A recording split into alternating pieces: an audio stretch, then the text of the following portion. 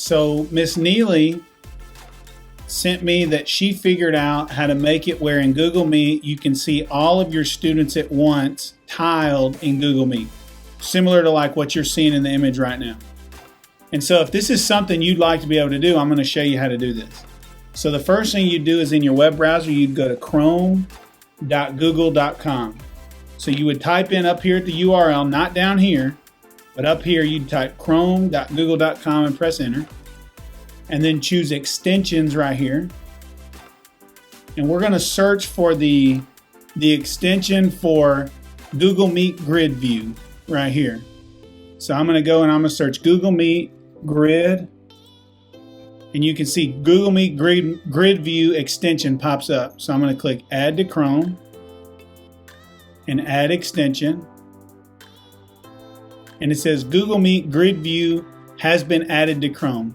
All right, so once you install the plugin up here, or whatever this is called, the extension, then it gives you this little bubble here on your laptop. So watch, if I turn this off, it gives me the normal Google Meet view. But when I turn it on, check it out, it gives me a grid view where I can see everybody in the meeting. The other thing is I have the choice to only show participants with video. I have the choice to highlight only the speakers, and I have a choice to include myself in the grid. Right? So now that I click that, now I can see my camera down here. Watch, if I uncheck that, it takes that camera away.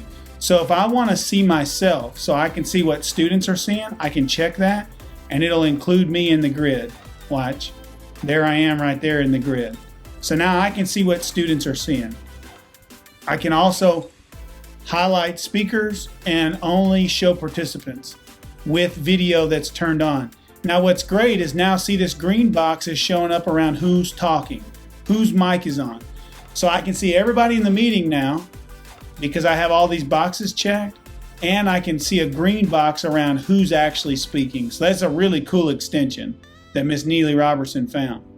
Now, let me show you one other thing. If you click on these bubbles at the bottom right, and this is only on your computer, not on your iPad, and you click settings and then click video, if you have really good home internet, then I would take this off standard definition and put it at 720p, right? So standard definition is not as good a picture as high def. So if your home internet is bad, don't do this.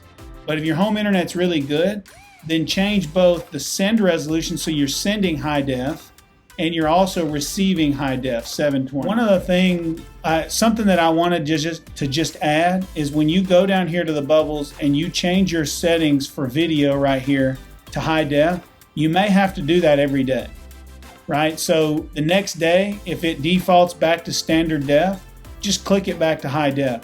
So at the start of each meeting, what I do is I just go down here to the bottom right, I click the bubbles, I click settings, I click video, and then I change my definition to 720 on both, right? But that's because I have good home internet. If you don't have good home internet, then I wouldn't do that.